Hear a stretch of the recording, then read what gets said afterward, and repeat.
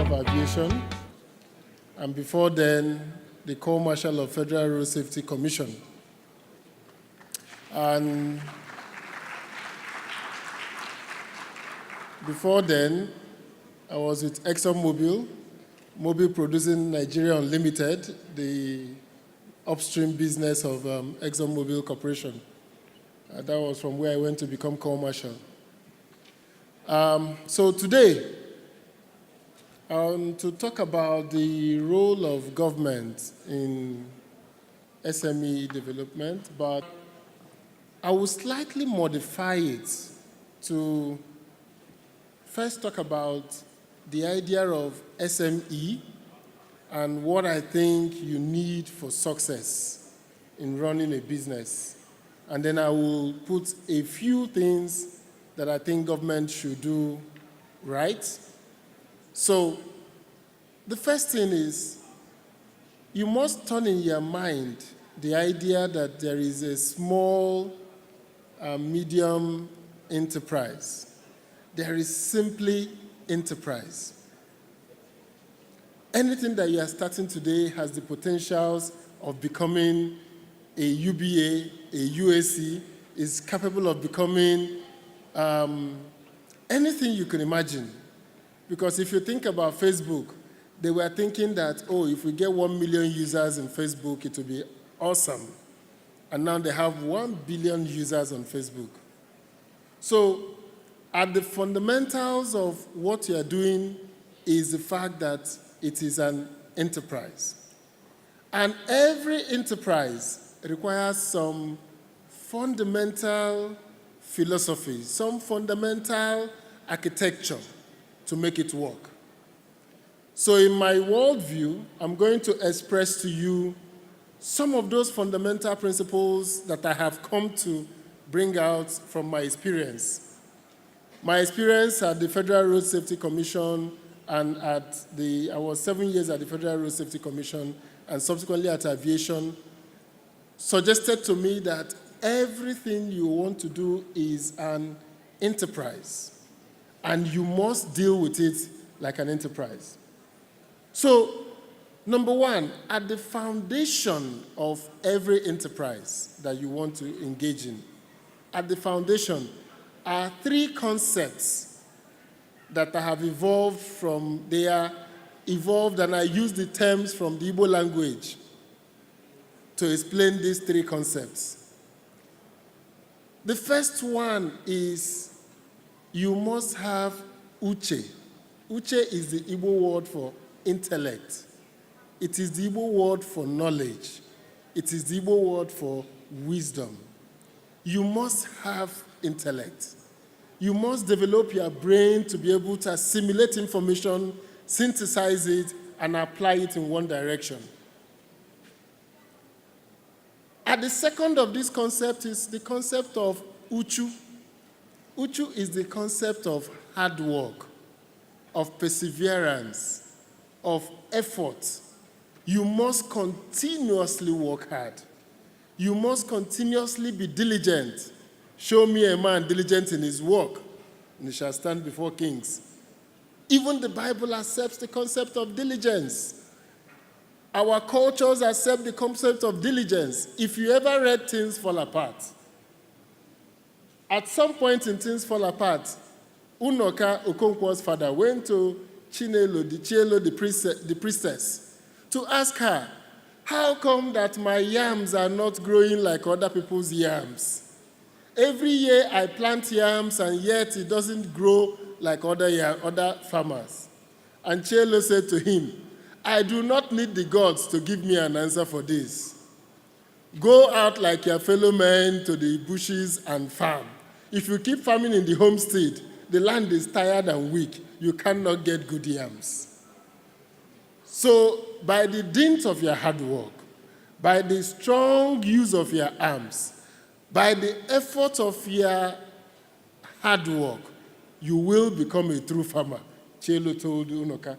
Of course, Unoka was a man who liked to blow the flute, who liked to spend his time drinking, so he didn't want to go to the farmhouse, to the 4 gum places to plant.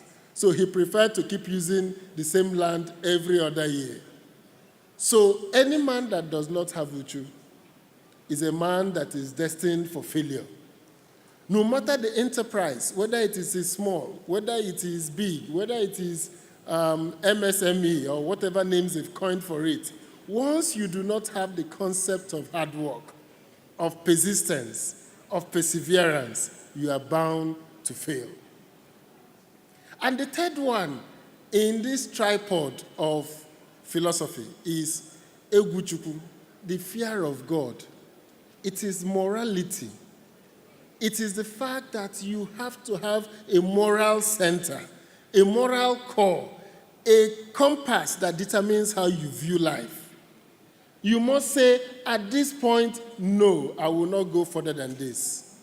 It mustn't be money at all costs. It mustn't be success at all costs. You must come to the point when you will say, I will not go beyond this point. So the concept of morality, the concept of hard work, and the concept of intellect combine seamlessly to provide the foundation of an enterprise owner, of a hard-working, of a man who is building a company for the future, a man who is building, or a woman building a company that will outlive him. Without these three fundamental principles, and there may be more others you'll find, but I have developed in my concept of working in public service and in private sector that you must combine these meaningful values for you to be somebody who can then deploy your skills and capabilities to deliver on goals. Now, when you have these three pillars standing on you, I have also developed another matrix through which I evaluate everything I do. And I call it KNVES, Knves. It is knowledge for KN, it is vision, it is execution, and it is sustenance. Now, what does knowledge mean? For me, once you have intellect, you should be able to use it to find that market problem you want to solve. You need to find that problem in the society that you want to resolve. Don't think of a business as just a money-making venture. You must think about it as meeting needs, and I'm sure you know that. Now, the concept of knowledge in my metrics requires you to identify who am I, where are we, what is the problem I want to solve, and how can we solve that problem for us to be able to earn revenues and earn income and make money out of it, and at the same time, deliver that service. So that is what many business people turn around to call their business plan. They develop a roadmap. Somebody asked me yesterday, he said, Osita, where are we going in this politics? I said, don't ask me where we are going. Tell me where you want to go, so we'll find the appropriate vehicle for you. Because if you don't know where you want to go, then you will end up anywhere. So you need to have knowledge. You need to have a plan. You need to know where you're going to. And the moment you have that plan, the moment you have that knowledge, then you need to find your stakeholders. Am I going to fund this project? Do I need equity investors? Do I need debt financing? Do I need government license to be able to do this? Do I need approval from somebody to be able to deliver on this? Once you identify the stakeholders, then you must create a shared vision. You must make your stakeholders see that if they invest in this project, we are going to deliver this vision. Mapping out a shared vision is critical to every successful endeavor, to every successful enterprise. And mark my word, it doesn't matter. The word SME is irrelevant. What is relevant here is the E, enterprise. So you need to identify who your stakeholders are. You need to pitch your stakeholders. You need to make sure that your boats are sailing in the same direction. You need to make sure that you encourage them and motivate them to live what they could have done with their funds in other places and invest it in your enterprise. You need to convince them that your vision of the world is superior to the vision that they have already about the world. And that you are ready to do the work. You are ready to suffer to make sure that that vision comes to fruition.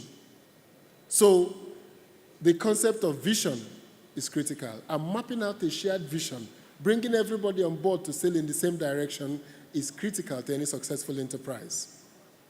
And then you have to have execution capability. Many people in this world is all talk. All of us are capable of talking. A man went to a philosopher in China and said, "Tell me, what is the simplest thing to do in the world?" The sage looked at him and turned back and said, "To give advice." Interestingly, we pay McKinsey, we pay Arthur Andersen millions of dollars every day because we want them to do what? To give us advice. But it's the simplest thing to do in the world. The most difficult thing to do then is to execute the advice. So if you are founding a business, you must have the execution capability.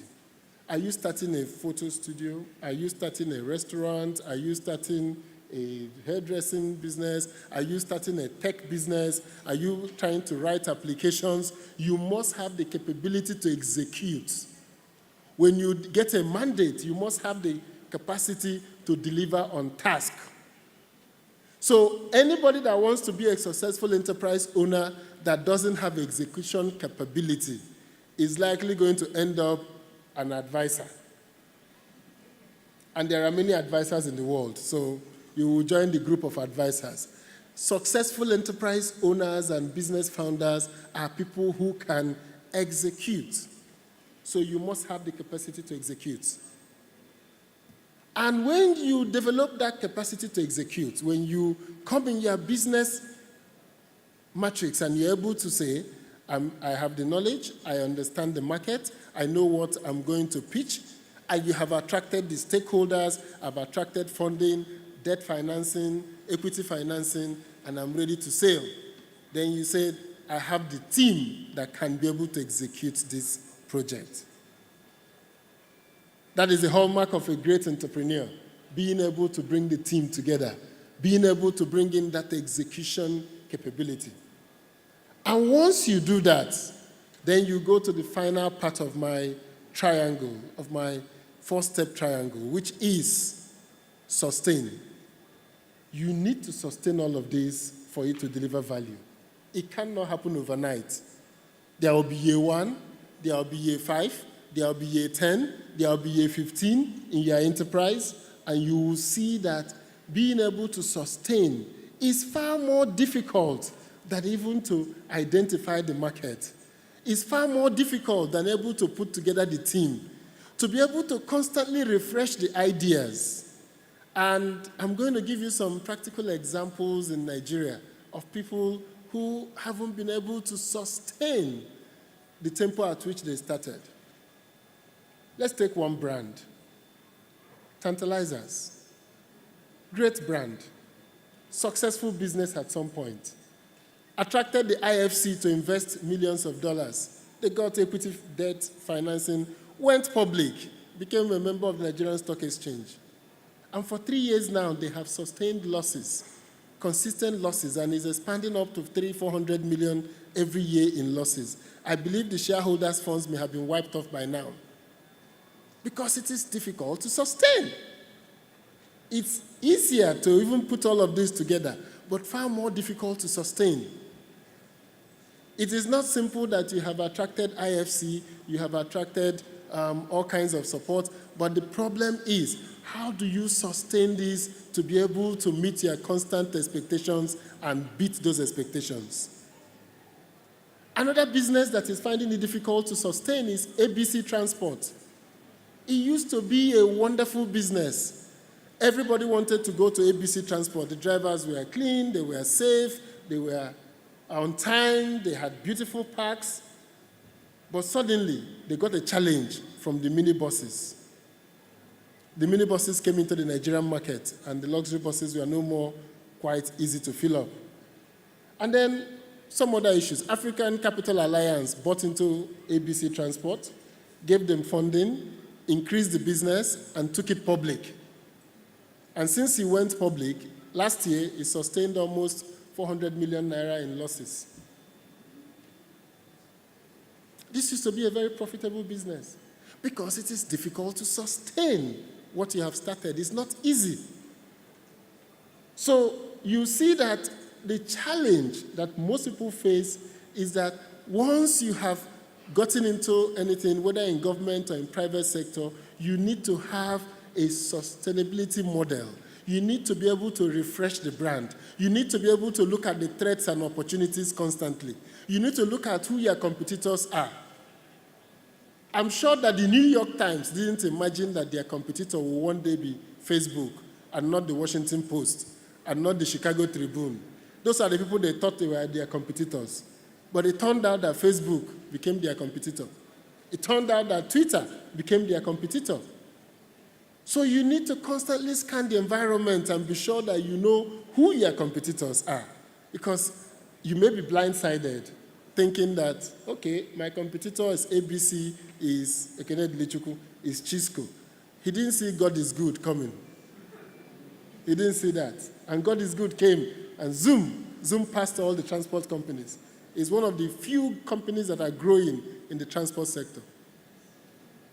So, after you have done the moral foundation of Uche, Uchu, and Eguchukwu, and you have built on top of it a model for analyzing and developing your business called KNIVES, Knowledge, Vision, Execution, and Sustainability. Then you come to the final line I have drawn on top of this matrix.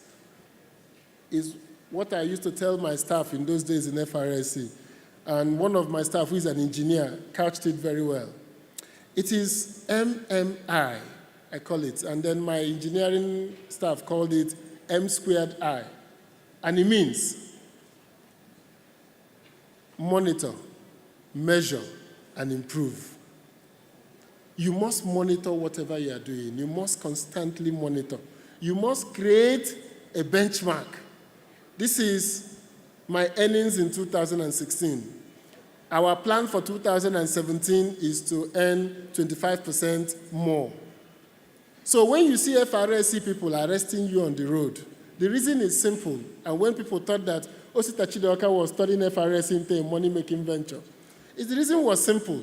If you want to prove to me that you went out on enforcement, then tell me how many people you saw on the road who were violating the rules. And because I have now put a tracker on all the vehicles in FRSC, I see when you leave the office, I see when you come back. And because I now have decided that I will put the cost of every vehicle, the cost of buying the car, the cost of maintaining it, the cost of fuel, and that is known. So if you take the car out for 8 hours, I expect you to bring commensurate return to be able to buy another car. Right? So people that used to go on patrol and they will tell me they have taken the vehicle to take their wife to the market. When you call them, they say there's an accident on anywhere on the streets in Lagos, Lekki Expressway. He'll say, yes, sir, we're on our way there. Meanwhile, the vehicle is in Ekpe, taking his wife to the Saturday market in Ekpe. After about 1 hour, people say the vehicles are still there. Yes, sir, we're on our way, sir. In fact, we're already clearing the vehicles, and they're not there. So I said to myself, how do I solve this problem? This man says he's there. The people on the road says he's not there. So I thought technology was my friend, and I simply went and got a satellite tracker, fixed in all the vehicles, and voila. Every day, I see the vehicles that are started, the ones that I didn't start, and then I put a geofence around the vehicle. So if the vehicle is for Lekki unit, the vehicle, once it leaves Lekki area, the alarm rings in my office that this vehicle has left Lekki. So that's why it became a functioning organization. That's why they suddenly started arresting more people. So from 500 million naira a year from fines, I got 1.5 billion naira the next year. Easy. And I told the government if I had stayed, we would be getting like 4 billion because there are enough traffic offenders in Nigeria. Right? Everybody complains about the traffic offenders. So if everybody starts obeying the traffic rules, then the fines will go down. I will have achieved my purpose. I want a free and safe road. But so long as the road is not safe, then somebody has to pay for it. It was a sergeant in Canada. I went to see a police traffic unit. And the guy says to me, how much money do you get from traffic offenses? And how many people? So I told him, and he said, you're not serious. A country of 180 people. My friend, get your people to go out and ticket them. That in the city, they collect about $3 million in fines because we need to make the city safe for those who obey the rules. Anyway, so you must measure, you must monitor, then you must measure. You must put a benchmark. You must look at other companies that are like you, and you must continue to measure to see that they have not done better than you are doing. You must continue to look at other CEOs like you and other business owners and make sure that you have not been left behind. You must create a measurement model. And then, once you monitor and you measure, then you must improve. The only way improvements can come is relentless measurement. So every Thursday, every Tuesday in FRSC, there was a weekly, accounts. How many people did Lagos Command arrest? How many revenue did they get? How many lives did they save? How many ambulances went out? So there was relentless measurement. And everybody knew that I will measure. So there was constant improvement because nobody wanted to be at the bottom of the pyramid. So everybody sought to improve. And because we monitored everybody and we created a yearly framework that shows those who scored the scores, ranking of departments and everybody, it made sure that everybody constantly improved. So I'm leaving you behind today with the words that for you to be a successful entrepreneur, you're not different from a successful parastatal chief executive. You're not different from a successful religious leader. If you go to any church that has multiple branches or have large followership, you will see that the leadership there is obeying the rules of monitor, measure, and improve. They check how many people came to church this Sunday, how much they contributed today, and they seek to always do what? Improve, so that the people will be able to go to heaven, right? So now, we must monitor, measure, and improve to be a successful entrepreneur. Nigerians have a reluctance to measurement. We have a reluctance to quantification, so we must constantly quantify. Our culture is an enumerate culture. So when you ask somebody, what is the time? He says to 4. What time did you say? He says it's after 5. What is after 5? It's either 5:15 or 5:20. There is nothing like after 5. But that's how our culture is, a culture that doesn't quantify. And our businesses have adopted the philosophy of non-quantification. So for you to be a successful enterprise, you must quantify, you must measure, you must monitor, and you must improve. My time is gone? Okay. So I will end by saying that the role of government in SME is... the role of government in SME, for me, is a no-brainer. All the challenges we talk about government in Nigeria is the greatest opportunity that entrepreneurs have in Nigeria. The challenges are the opportunity. So let us not dwell on the challenges. Let us dwell on how we can use those opportunities to change our society. And government in Nigeria, and it's interesting, I'm doing the same thing. This is the only country in the world where I see people use the word government without the article D. We use the word government, no article. And do you know the other word that we use without an article in the world? Do you know the other word without an article? God. We say God without an article because we don't know if it's male, female, or group of, so it's God. The next word we use in Nigeria without an article is government. We never say the government. We all say government, but actually the word government is supposed to be prefixed with an article. And that goes to show you how we rate government. We give government unimaginable powers. We think of government as something alien, as something, but the government is the sum total of all of us. The way we react, the way we obey the rules, the way we force our representatives, who are those elected into government office, to react. The incentives we give them to do what is right, and the incentives we give them to be able to move the country in the right direction. So long as you sit in your house and you do not vote and you do not hold the people elected accountable, so long as there will be no incentive for good government. Thank you very much.